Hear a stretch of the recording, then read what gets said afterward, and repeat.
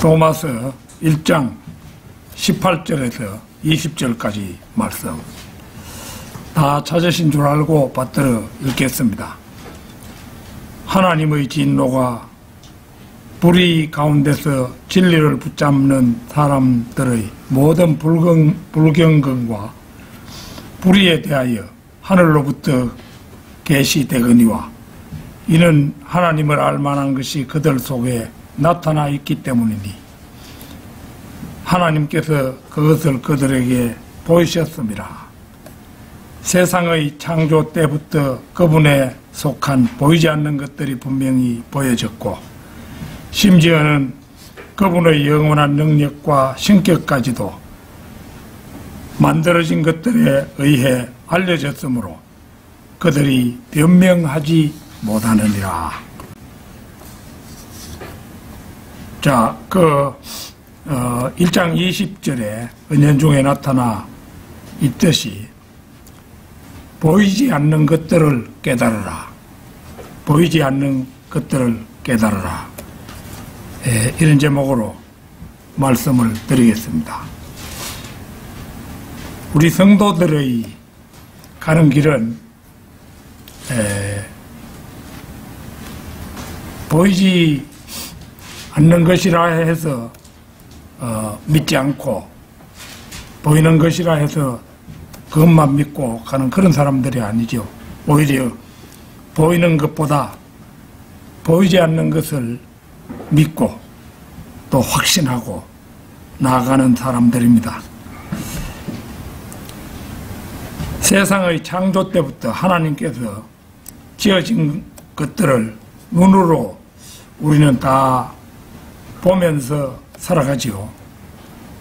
이것들은 자신들만을 나타내는 것이 아니라 그분께 속한 보이지 않는 것들까지 드러냅니다. 그래서 하나님께 보이지 않는 것들이 이제 우리들에게 분명히 보여졌고라고 말씀합니다. 그렇다면 어떻게 해서 보이지 않는 것들이 분명히 보일 수 있게 되었겠습니까? 그것은 이미 지어진 것들을 보고 보이지 않는 것들을 이해하게 됨으로써입니다. 세상 사람들은 대부분이 이 세상이 저절로 이루어졌을 것으로 생각합니다. 그들은 불멸의 영과 혼 같은 것은 애초부터 없고 정신과 육체만 있다고 생각하는 것입니다. 따라서 아들, 딸 낳고 살다가 죽으면 그냥 무로 돌아간다고 믿는 것입니다. 그래서 그들은 살다가 너무 힘들어져 이렇게 고생하기보다는 스스로 목숨을 끊음으로써 생이라는 괴로움에서 벗어날 수 있다고 생각해서 그런 일들을 하는 거죠. 우리나라 하루 자살자가 널리 알려진 대로 약 40명 정도인데 이를 1년으로 계산하면 40명 곱하기 365 하면은 14,600명입니다. 이 많은 사람들이 사후에 아무것도 없다는 것을 믿고 스스로 목숨을 끊습니다. 그러나 자살자들만 사후에 아무것도 없다는 것을 믿는 것은 아닙니다. 아마도 이 나라 국민 가운데 70%나 80% 정도는 사후의 생을 믿지 않는 사람들이라고 생각됩니다. 다만 경제적으로나 가정적으로나 사회적으로 살만하니까 자살자 대열에 서지 않을 뿐이라고 생각이 듭니다. 이는 기독교인이나 불교도나 거의 마찬가지일 것이라고 생각합니다. 내가 과거에 학교에서 근무할 때 과학을 가르치는 선생님 한 분이 세상이 엄연히 창세기 1장에 창조되었다고 말씀하고 있고 도처에서 그렇게 기록하고 있는데도 불구하고 그 사람은 그걸 믿지 못해요. 그러니까 그래 세상이 어떻게 돼서 있게 됐다고 생각하느냐 물어보니까 그 사람 말이 세상은 저절로 됐다고 봐야 안 되겠나 이러는 겁니다. 저절로 됐다고 봐야 안 되겠나 그게 사실은 우리 믿는 사람으로는 더 어려운 일이죠. 성경대로 믿는 사람들은 그런 의미에서 유일한 예외입니다. 우리는 무엇보다도 진리에 정통함으로써 현재부터 영원에 이르기까지 죽음 저쪽의 일정을 바른 성경을 통해 훤히 꿰뚫고 있기 때문입니다. 물론 그 때문에 우리 성경대로 믿는 사람들은 여하한 경우에도 자살로 생을 마감하지는 않습니다. 우리 그리스도인들은 주님께서 우리에게 부여하신 사명의 완수를 위해 끝까지 최선을 다하다가 세상을 떠나야 한다는 사실을 우리는 너나 없이 잘 알고 있기 때문입니다. 오늘 저는 이 시간을 통해 보이지 않는 것들이 어떻게 이미 창조된 피조물들을 통해 보여졌는가에 대해서 몇 가지를 살펴보고자 합니다. 보이지 않는 것들을 깨달으라. 첫째, 하나님의 존재에 대해 우리가 가진 증거는 자연입니다. 시편 19편 1절을 찾겠습니다. 시편 19편 1절.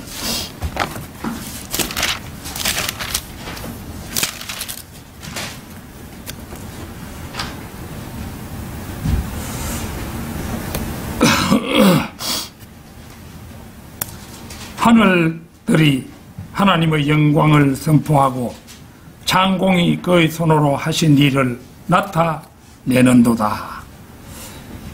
시편 19편은 우리에게 창조주 하나님에 대하여 언급하고 있는 말씀 가운데 가장 놀라운 말씀입니다. 하늘들이 하나님의 영광을 선포하고, 우리가 시각적으로 확인할 수 있는 하늘은 첫째 하늘과 둘째 하늘입니다. 우리는 특히 저녁에 둘째 하늘에 멀리 가까이 반짝이는 별들을 볼 수 있습니다. 그 놀라운 조명들은 어느 하나도 우리 인간의 손으로 매달 수 없는 장치들입니다. 그 하늘의 수많은 별들이 하나님의 놀라운 영광을 우리에게 펼쳐서 보여줍니다. 창공이 그의 손으로 하신 일을 나타내는도다. 창공이 하나님의 손으로 하신 일을 나타내고 있다 이거지요.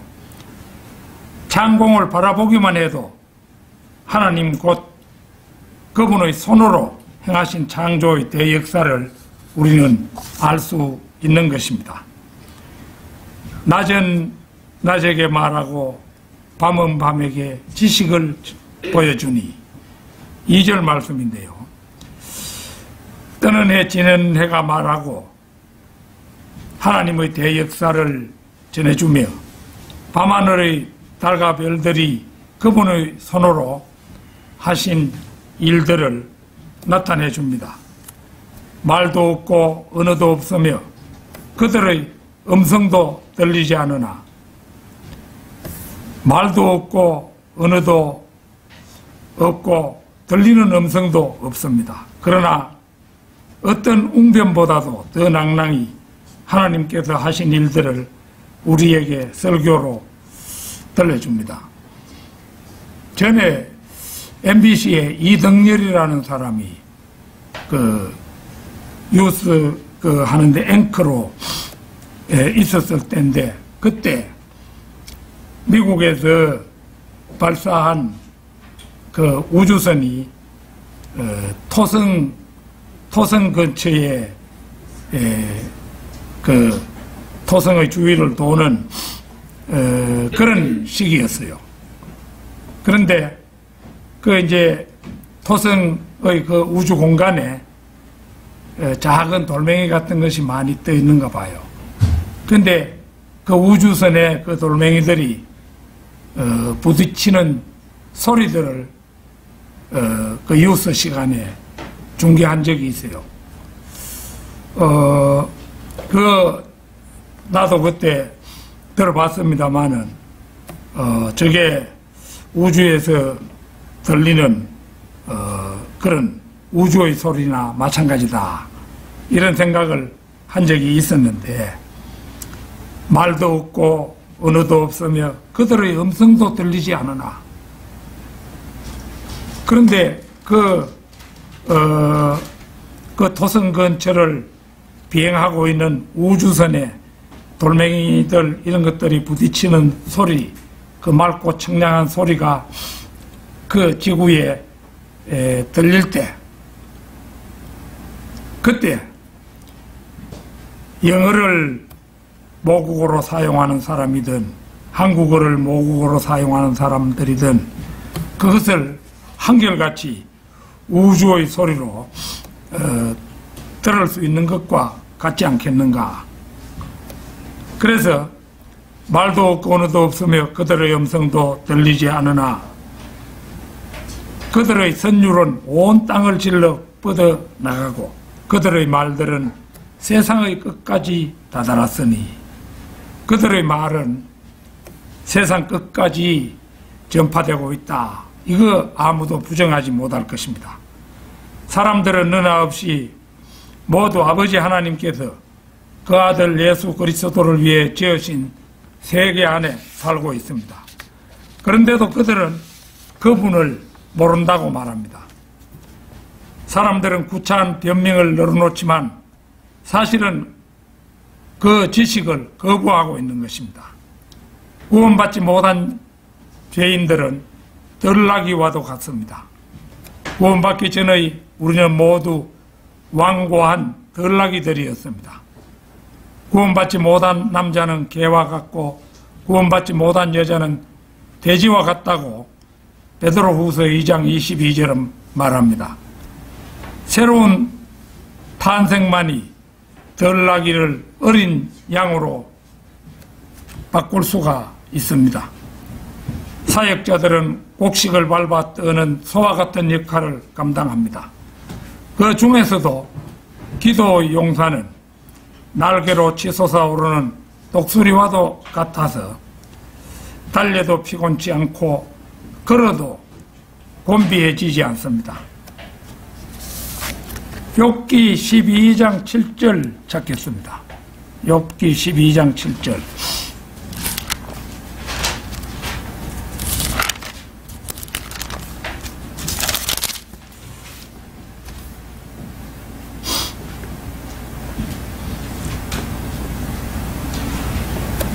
그러나 이제 짐승들에게 물어보라. 그들이 너를 가르치리라. 공중의 새들에게 물어보라. 그들이 너에게 말해 주리라. 소위 신학박사라는 자들은 그들 자신을 구원해준 성경을 수정하려 듭니다. 그러나 그들은 성경을 수정하기 앞서 짐승들과 새들에게 귀를 기울인다면 그들에게도 뭔가를 배울 수 있습니다. 모든 생물은 진화해 온 것이 아니라 처음부터 종류대로 창조되었음에 절로 고개가 끄덕여지며 수긍하게 될 것입니다. 그 뒤에 8절 보겠습니다. 아니면 땅에게 구하라. 그리하면 그것이 네게 가르쳐 주리라. 또 바다의 고기들도 네게 선포하리라. 삽을 들고 뒷마당에 나가 땅을 파보십시오. 고생대가 어쩌고 신생대가 어쩌고 하는 지질학자들이 얼마나 멍청한 바보들인지 가르쳐 줄 것입니다. 또한 물고기가 양서류로 진화했느니 포유동물로 진화했느니 하고 떠벌리는 진화론자의 말이 과연 사실인지 알고 싶다면 물고기한테 직접 물어보십시오. 진화론자들이 얼마나 거짓말쟁이들인지 물고기들이 낱낱이 이야기해 줄 것입니다. 그 뒤에 90절도 보겠습니다. 이것들 중 어느 것이 주의 손이 이 일을 이루신 줄을 알지 못하겠느냐. 모든 생물의 혼과 모든 인류의 호흡이 그의 손안에 있느니라. 이처럼 인간은 자연을 공부하면 많은 것을 배울 수가 있습니다.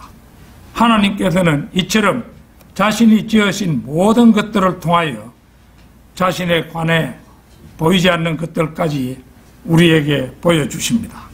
그러므로 누구라도 자기는 주님을 알지 못하였노라고 변명할 수가 없는 것입니다.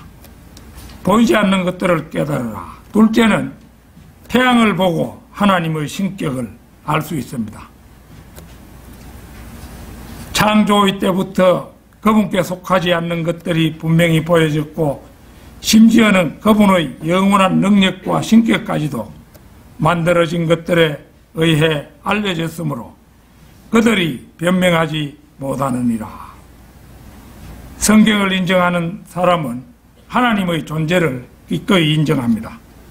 그 사람은 하나님께서 존재하신다는 증거를 가지고 있으며 그것에 대해 추호의 의심도 없습니다. 보이지 않는 것들을 분명히 볼 수가 있기 때문입니다. 태양광선은 인간을 비롯한 모든 생명체에게 매우 중요합니다. 태양광선은 적외선, 가시광선 및 자외선 등을 포함하고 있습니다. 이것들을 파장으로 구분하여 나타낼 때에 나노미터라는 단위를 사용하는데 이것은 머리카락 굵기의 10만 분의 1의 크기를 나타내는 단위입니다. 그래서 자외선은 10부터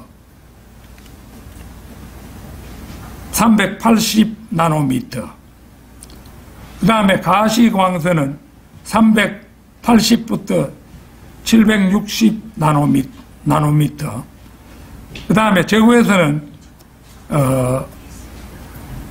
760 나노미터부터 1미터까지로 그렇게 구분합니다. 하나님의 신성과 삼위일체를 완벽하게 보여주는 것은 태양입니다. 태양광선에는 볼 수 없으나 느낄 수 없는 가시광선이 있습니다. 이 가시광선은 사물을 눈으로 볼 수 있게 하며 식물이 광합성 작용을 통해 영양분을 만드는 것을 돕습니다. 이것은 성육신 하실 때 인간의 모습을 입으신 주 예수 그리스도의 모습입니다. 태양광선에는 볼 수는 없으나 느낄 수 있는 적외선이라는 열선이 있습니다. 겨울에 양지바지에 서거나 앉으면 따뜻한 기운이 우리 몸에 전해지는데 이것이 바로 적외선이라는 열선으로 우리로 하여금 따뜻하게 지내게 합니다. 이것은 성령 하나님의 속성입니다. 태양광선에는 우리 몸에 강력한 영향을 미치되 우리는 그것을 볼 수도 없고 느낄 수도 없는 자외선이라는 화학선이 있습니다. 이 자외선은 인간의 피부에서 비타민 D를 생성하며 살균 작용을 합니다. 우리는 가끔 뉴스에서 러시아 사람들이 수영복 차림으로 햇볕을 쬐는 것을 볼 때가 있는데 이것이 비타민 D를 얻기 위해서라는 것은 널리 알려졌습니다. 우리 몸에 강력한 영향을 미치지만 볼 수도 없고 느낄 수도 없는 존재, 바로 아버지 하나님의 속성입니다. 보이지 않는 것들을 깨달으라. 셋째, 달을 통해서 그리스도의 몸, 곧 교회를 알게 됩니다. 솔로몬의 노래 6장 10절을 찾겠습니다. 솔로몬의 노래 6장 10절.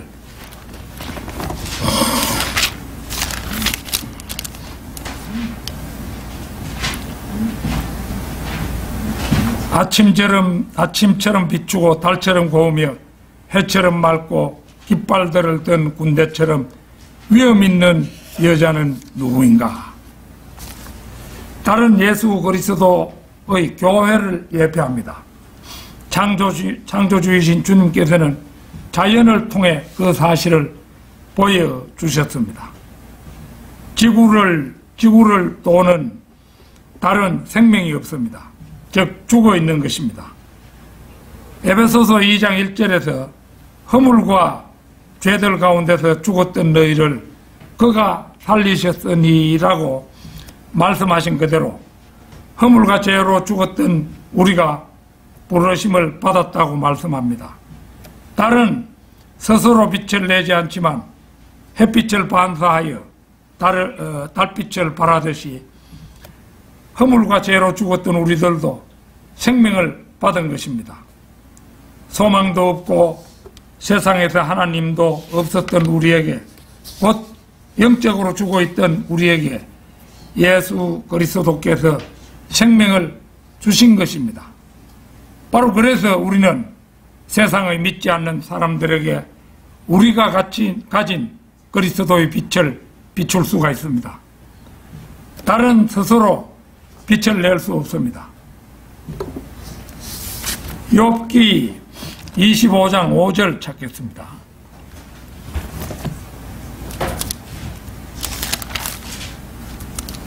(25장 5절)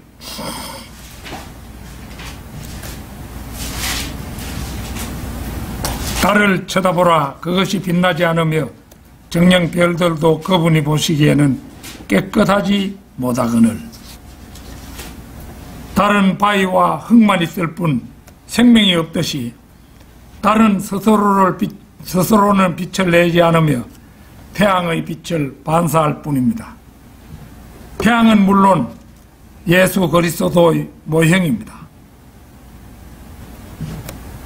달은 밤을 지배하는 빛입니다. 신약 성경은 교회 시대를 밤이라고 말합니다. 물론 교회 안으로 들어온 사람은 밤에 속하지 않습니다. 따라서 성도들은 세상에서 빛을 비추어야 합니다. 태양이신 예수 그리스도의 빛을 받아 어두운 세상을 향해 비추어야 하는 것입니다. 달은 태양의 행로를 따릅니다. 달은 동에서 떠서 낮 동안 하늘을 가로질러 가다가 서쪽으로 집니다. 그러면 그 뒤를 이어 달이 떠올라 태양이 지나간 길을 똑같이 따라갑니다. 달로 비유되는 교회 역시 태양으로 예표되는 예수 그리스도께서 가신 길을 그대로 따라가는 것입니다. 달은 땅의 물에 가장 큰 영향을 미칩니다. 성경의 물은 진리, 즉 하나님의 말씀을 상징합니다. 진리로 이 땅에 영향을 미칠 수 있는 유일한 존재는 바로 달인 교회입니다. 달의 움직임이 바다의 물을 끌어당겼다가 놓아주는 것이 썰물과 밀물입니다. 곧 조수간만은 달의 인력에 의해 일어납니다. 마찬가지로 세상의 진리를 전파하고 진리로 영향을 미칠 책임은 유일하게 교회에 주어져 있는 것입니다. 태양과 달 사이에 지구가 끼어들면 달은 완전히 보이지 않게 됩니다. 이것이 월식입니다. 세상의 태양이신 예수 그리스도와 교회 사이에 끼어들면 교회는 완전히 태양을 볼 수 없게 됩니다. 즉 교회인 성도의 마음에 세상에 대한 욕심이 자리하면 주님을 잃어버리게 되고 그 성도는 세상을 향해 빛을 비출 수 없게 되는 것입니다. 보이지 않는 것들을 깨달으라. 넷째, 태양이 지고 뜨는 것을 보고 노을이 왜 붉은가를 깨닫게 되는 일입니다. 히브리서 9장 12절 찾겠습니다.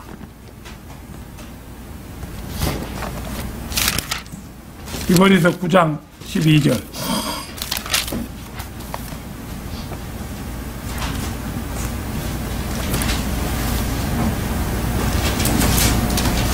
염소와 송아지의 피로 아니하고 오직 자신의 피로 한 번 성소에 들어가셔서 우리를 위하여 영원한 구속을 이루셨느니라.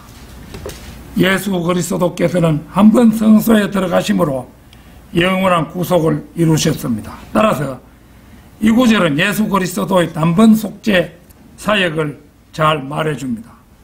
그런데 이 성소는 지상에 있는 성막이 아니라 하늘에 있는 성소입니다.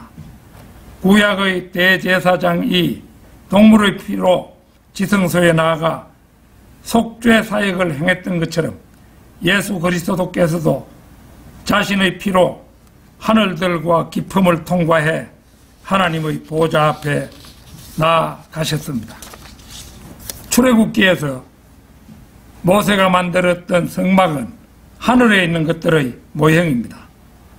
그러므로 제사장들이 성막에 피를 뿌리는 것은 예수 그리스도의 우주적인 피 뿌리심의 모형입니다. 그리스도께서 십자가 위에서 피를 흘리신 사건은 곧 우주적인 사건입니다. 이때 셋째 하늘 아래에 있는 유리바다는 붉어졌습니다. 유리바다는 부활하신 예수 그리스도께서 통과하신 곳이며 다시 통과해서 재림하실 곳입니다. 성도들은 휴거될 때 이 유리바다를 통과해서 올라갑니다. 바로 유리바다가 예수 그리스도의 우주적인 영원한 피 흘리심의 사역을 통해 지금 붉게 물들어 있습니다. 예수 그리스도께서는 자신의 피에 의해서 자신을 하나님께 드리신 것입니다. 예수 그리스도의 피는 우주적일 뿐 아니라 영원하기도 합니다. 우리가 알기로 육체의 생명은 피에 있습니다. 그리고 그리스도는 하나님의 피를 가지고 있습니다. 따라서 그리스도는 하나님의 생명을 가지고 계신 것인데 예수 그리스도의 피는 영원한 피입니다. 이 영원한 피는 한번 흘려진 후 다시 반복해서 흘려져야 할 필요가 없습니다. 그 피는 한번 뿌려졌을 때 그 자체로 영원한 유효성을 가지고 있기 때문입니다. 태양은 예수 그리스도의 예표입니다. 태양이 질 때 보면 서녁 하늘에 노을이 붉게 물들어 있습니다. 그리고 이튿날 아침에 다시 떠오를 때 보면 태양은 다시 붉게 물들어 있습니다. 이러한 현상은 무엇을 의미합니까? 덜크만 목사님은 창세기 주석과 로마서 주석에서 태양이 질 때 노을이 붉게 물드는 것은 우리의 죄들로 인하여 죽으실 때 흘리신 그분의 피를 보여주고, 또한 태양이 뜰 때 붉게 물드는 것은 주님께서 다시 오시는 날 아침에도 그분께서는 피에 적신 옷을 입고 계실 것이라는 사실을 보여준다고 주석했습니다. 이사야 65장 3절을 찾겠습니다.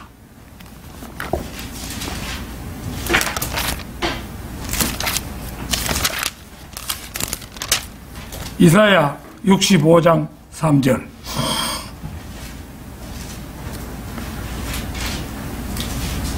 아, 65장 3절이요. 63장 3절입니다. 63장 3절. 나는 홀로 포도즙틀을 밟았고 백성 중에 나와 함께한 자가 아무도 없었도다. 나의 분함으로 그들을 밟고 나의 진노함 속에서 그들을 짓밟으리니 그러면 그들의 피가 내 옷에 튀어서 내가 내 의복을 모두 얼룩지게 할 것이라. 아침 노을이 붉은 까닭을 보는 것처럼 성경으로 너무도 확실하게 증명이 되지 않습니까? 이로 미루어 보건대 그분의 예표인 태양이 질 때 노을이 붉게 물들어 그분의 죽으심을 기념하는 것은 피조물인 태양과 하늘로서는 너무도 당연한 일임을 알게 됩니다. 세상 사람들에게 저녁 노을과 아침 노을을 그분과 연관지어 이야기한다면 그럴 리가 없다고 고개를 가로저을 것입니다. 요한복음 1장 1절에서 3절을 찾겠습니다.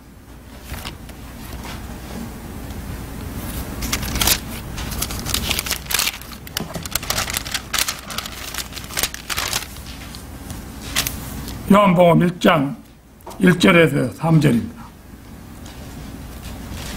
태초에 말씀이 계셨고 그 말씀이 하나님과 함께 계셨으니 그 말씀은 하나님이셨느니라. 그 말씀이 태초에 하나님과 함께 계셨느니라. 만물은 그에 의하여 지음받았으며 이미 지음받은 것 가운데 그가 없이 지어진 것은 아무것도 없더라. 이 놀라운 말씀은 말씀이신 예수 그리스도에 대한 말씀이지요. 이 말씀을 보면 예수 그리스도께서 창조주이신 것은 명백합니다. 창조주이시자 구속주인 그분을 피조물인 태양과 하늘이 날마다 붉게 물들어 그분의 죽으심과 다시 오심을 기념하는 것은 너무도 당연한 일이라 할 것입니다. 결론적으로 성경은 믿음으로 말미암아 열리는 책입니다. 이 믿음은 바보들이 남의 말을 믿는 그런 믿음이 아니라 이것으로 미루어 저것을 아는 지혜입니다. 히브리서 11장 1절 2절 찾겠습니다.